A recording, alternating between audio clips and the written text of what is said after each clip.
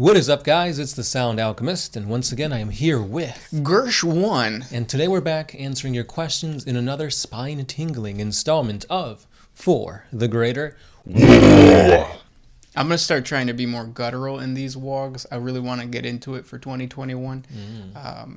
Yeah. So what you're saying is you want to get into them gut-earls? I want them to feel my, yes, Throat. in their, yes. This is a video series where we answer the questions left by you, the viewers. If you have a question for us, comment down below. Put question in front of your question because we get to those questions first. And we will make you feel your guts. With our throats. Maybe that's not what we're trying to go for.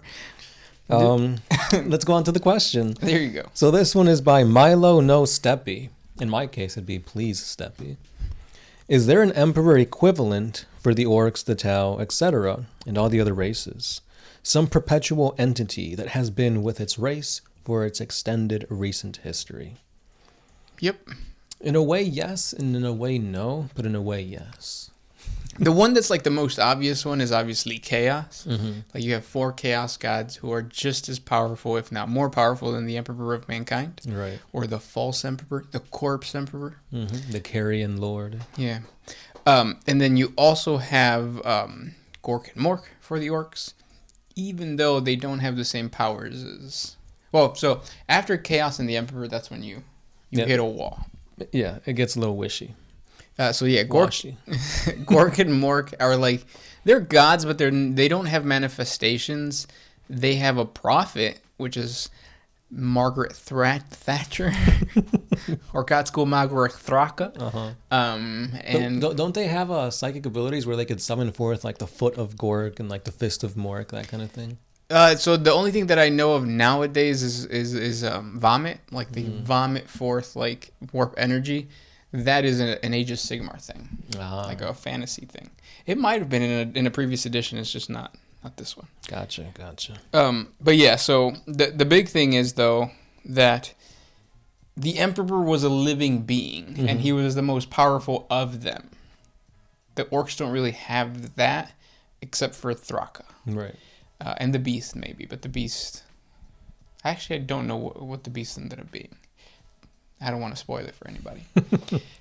So then the Eldar, you have The Kayla Mencha Kane. right, the gods Isha, Cain, Yvrain. No, not Yvrain. Iniad.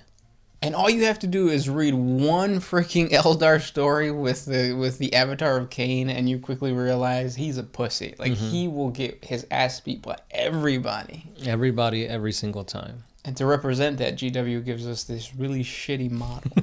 Just go with the Forge Road model. It's much more badass, and it gives you an option of using a spear too. Right. But in the lore, Cain, not the avatar itself, Cain is pretty badass. Going mano a mano against Slanesh, and then he gets fractured.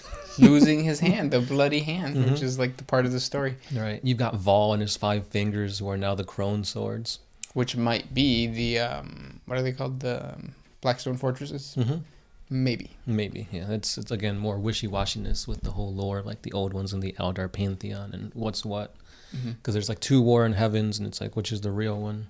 But the important part is, too, that also those gods did not walk amongst the Eldar, kind of. They might have been old ones, which is a whole nother thing that we're going to have to get into. Right. So they're not similar in that way to the Emperor, but they are.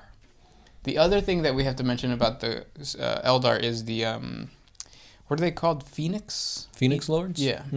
So they are kind of in that, or are they more like Primarchs? Yeah, I'd say they're more like Primarchs because each individual one had their own followers. The Tyranids don't have it. Unless you think of like maybe the Norn Queens. Yeah, but there's really. multiple. Yeah. And then also Silent King. For the Necrons. So we actually have a model. Yeah, I think that's the closest thing you can get to without putting the Chaos Gods into it. Right. And then who are we missing? The Tau. I mean, you had the Space Pope, Aunva, but he's dead now. The Tau don't know it because they're using a hologram to like see he's alive and well. After reading some lore about the Tau, I realized that I don't think they're doing mind control.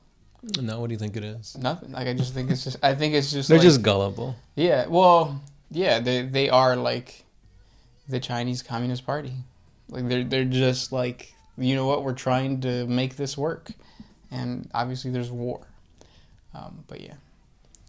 And then Dark Eldar have the Dark Muses. True. Or So- what about the Archon dude? Yeah, so he is going up to become he is working his way up to become a Dark Muse. What's his name? Vecht? Yeah, Asubel Vecht. Yeah. And that's it, right? For the most part, yeah, I think so. Good question. Ooh, this is interesting. By Alfie Cox. What would happen if a space marine bonded with a symbiote? It'd probably be the same thing that happens with anybody when they bond with a symbiote. They become more badass looking. I think it would be like one of the most badass, because it's from Alien, right? Oh, I was thinking symbiote like Venom from Marvel. Oh, okay. Oh. Then Go ahead with your alien. Because I was going to say, because isn't it like the alien is always like, it takes a portion of the person that it came from. And if it's a space marine, then it's just going to be a super... like bulky, powerful. Basically, yeah. Yeah. But if it's a symbiote like Venom, doesn't Venom try to take over Eddie Brock? But then they become friends, and I guess it depends from person to person. Sometimes they just become completely overtaken by the symbiote. Sometimes they get more aggressive and dark and brooding. Other times they work together. So it all depends. Because Carnage was like, he completely got taken over, right? Yeah, I guess it also depends on which symbiote. Yeah. And then in a way, each symbiote they're like a projection of the god Null. But that's getting into the whole history and the comics of all that stuff. That's true. But it'd be cool though. Like I really like the Venomized characters. They look really badass. There's a lot of fan art, and I'm surprised that we haven't seen something like that, like a Venom / Space Marine. If you guys are artists, do it. Next question. DStonk333. Question. Sexually transmitted diseases. Are those under the domain of Nergo or Slaanesh? You have just asked a question that we get a lot, and we answer it, and sometimes I think like, oh, that's a really good answer. Like I surprised myself in the answer that I just gave. Today is not that day, because I'm stuck. I don't know. Yeah, because when you think of STDs, the transmission of it is Slaanesh, but it's still a disease, and I think that still harkens from Nergal. So for sure, Nergal. Right. Maybe. The transference, Slaanesh, but the actual disease itself, Nergal. Maybe STD is that one rare thing that... so you know how you have Chaos Undivided, which is all 4, but there's a gray area of like, can you have only 2 or can you have only 3? Maybe STDs are that only 2. That gray area. Yeah, of only 2. And if that's the case, that's cool. Can you see like a Kit Bash version of like Slaanesh and Nergal? That'd be interesting. Yeah. I think the one that I'd really love to see is Khorne and Tzeentch. Because you have like the barbaric like ferocity of being up close in combat, but you can also buff yourself with like magic and stuff. Which is like anti-Khorne. Yeah. That would be cool. But yeah. So it would be like giant killer birds. Oh, I was thinking more of that one, like, I think it's an Age of Sigmar model, where it's like almost like a minotaur. It's got horns, but it's also got a staff. Oh, yeah. Which is a Tzeentch thing, right? Yeah. But it's still like bulky and like intimidating looking, like Khorne. Right, it definitely looks like Khorne, yeah. Yeah. This next question comes from All Might. Between 40K and AOS, which would you recommend for a beginner who wants to play war games? It's up to what they like. If they like sci-fi, go with Space Marines. I mean, basically, right? Yeah. Go with 40K. If they're more into like fantasy. And also like the way the table is set up. I feel like with 40K, range and distance doesn't really matter because it focuses a lot on shooting. Whereas with AOS, it's very rare to find shooting. Right. Usually shooting attacks come in the form of psychic powers, and not everybody has psychic powers, so it's going to be a close combat fest most of the time. Yeah, so you have to like figure out exactly what you're looking for. The other thing too is with AOS, I feel like there's more surprise to it because you could technically go back to back in your turn because you roll at the beginning of every turn to see who goes first. Yeah. With 40K, you got a little bit more structure and more rules to think about. Yeah. So do you think that would mean that it is better to do 40K or AOS? I would say AOS seems simpler because you don't have to buy like codices and rule books and stuff like that. Like you have the war scrolls for free. And it's like, well, if you already got like the bulk of what you need for free, then you're just focusing on playing the game. Right. And I would say like look at all the factions too, because AOS offers something that 40K doesn't offer, and something that you've always asked for is aquatic races. 40K does not have aquatic races. You have the Deepkin in AOS. Right. But then that like illustrates like this concept of like, what do you like? Because I really like dwarves. There's no dwarves in 40K There's anymore. Not, no, anymore, yeah. So like, then you go into the AOS, and you have like the fire. What are they called? Fire drakes, I think. And then you have like the steampunk dwarves. The iron something. Mm-hmm. Funny enough, I don't collect either of those armies. But yeah. This one's by Bunny Hop.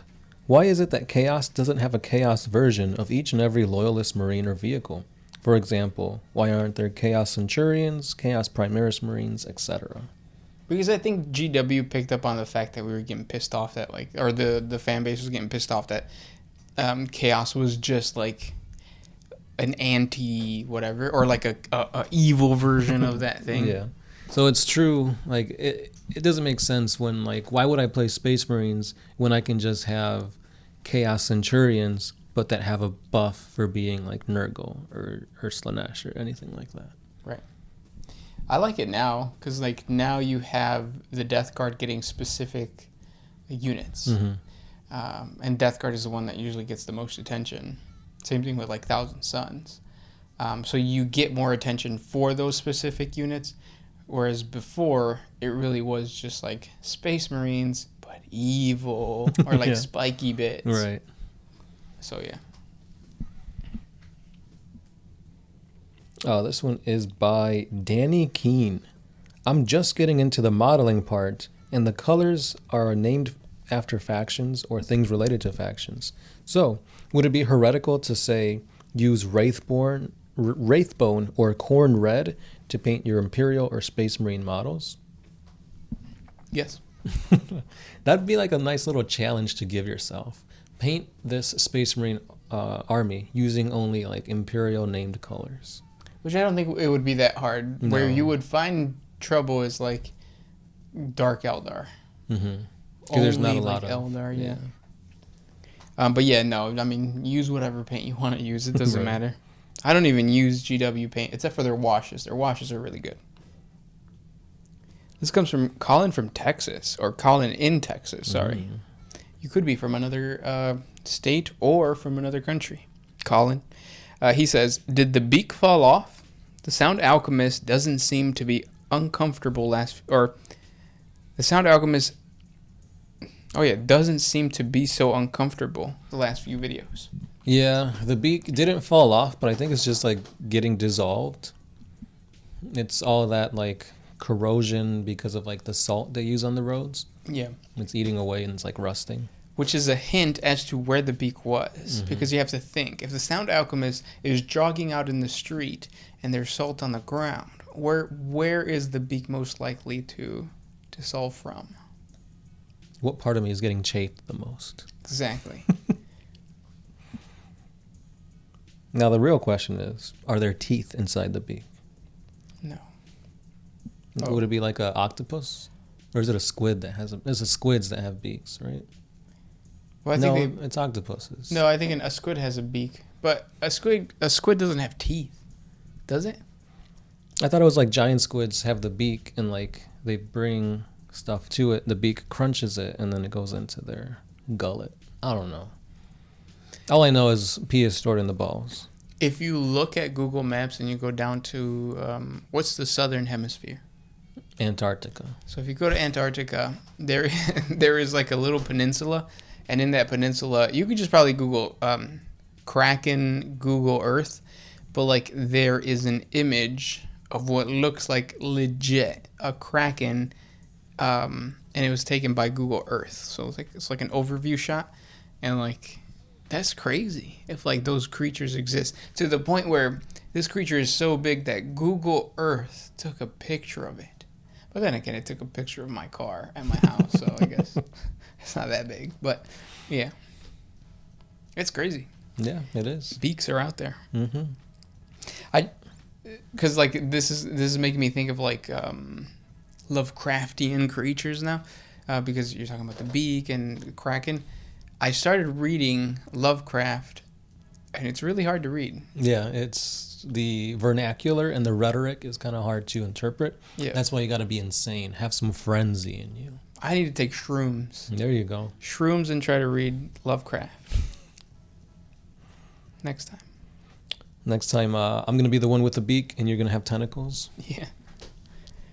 Remember the D&D campaign that you ran with the tentacles? Mm-hmm. That was fun. Like one session of it. Yeah. This one is by power level 9,000. It's a shame you can't be over it. Of all the chaos gods, Nergo seems to be the best to serve. He seems to be the least amount of pain that you'll be in, and you'll maybe even experience a little bit of happiness embracing Papa Nergo. Why? Zero pain and all the happiness you can think of. Mm-hmm. So it's not don't tip your toe in the Nergo water, jump into that like pool of filth. Yeah. Swim in the turds. Because it's true. It is. Yep. Yeah, you might be a little icky, ooey gooey maybe, but I mean you'll be happy. And I think the key is entropy. Entropy is dying but never getting to that point. So like whenever you hear of like I always think of Dragon Ball Z when like he was running up that one spire with like at the top it was Mr. Popo and like Korin's tower. Yeah. So like and then Kami's lookout. And then he was waiting. He's like, "Hey, like can I drink whatever? What is it that's going to make me a better fighter?" And they were like, "No, it's you climbing up here. It's the path, not the destination." And I think that's what Nergo exemplifies. It is the path of entropy that you stay on for forever, and death never comes. So the journey, the part that doesn't really matter, is not there. So I think that's why. Maybe. Philosophy with Gershwin. Yeah. Mr. Zerigan, do you guys think that Rogo Dorn is dead? And if not, where do you think he is, and what is he doing? Do not believe that any Primaris or any Primarch is dead. Not even ones that have been beheaded and confirmed dead, because GW can always say, you know what? Let's get this Primarch a model. Exactly. That's what happened to Sanguinius. That's what happened. That is what's going to happen to Ferris Manus. I guarantee you. Yeah. And then he says, P.S. I'm trying to get my girlfriend into Warhammer. Could you guys say hi to Jess for me? What's up, Jess? That's a very common name. It comes from Jessica. You're basic. I thought it was like Jezebel. No. No. If your name is Jezebel, then cool. Like, yes, you are unique. But odds are, statistically speaking, your name is Jessica. Hola, Jessica. ¿Qué tal? ¿Cómo estás? Yeah. Also, Jessica, as opposed to Jessica, is interesting. How would you get your girlfriend into 40K, though?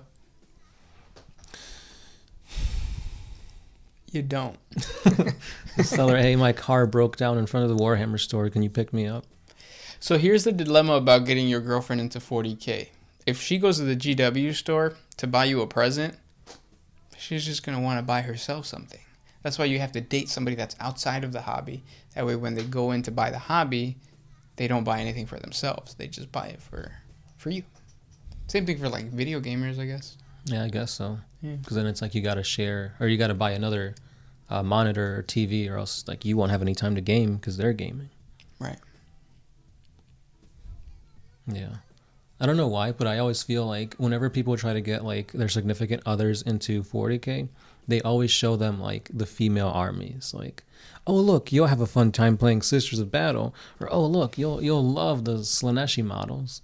It's like, well, I mean, what if they like the epicness of like the Catachans, Or like, what if they just want to play Space Marines? Because, you know, Space Marines are good. Which is what we've always seen. Like, I think we've seen 2 girl gamers at a GW store. You were both playing Space Marines? Yep. So it's like, yeah, they probably want to play Space Marines like everybody else. Right. That's actually a good, yeah. The more you know. Lo más que sabes. This will be the last question by Leon Hartman. What does someone in the Imperium say after a prayer? Amen? They actually say, the Emperor protects. And they do a sign. Sign of the Aquila. Which is like that. Where, I don't know if they do something with their fingers, but yeah. Yeah. Y eso eran las preguntas de este episodio. This was Gershon 1. Sound Alchemist. That was a very somber ending. It is. Like, it's like... We'll fade to black.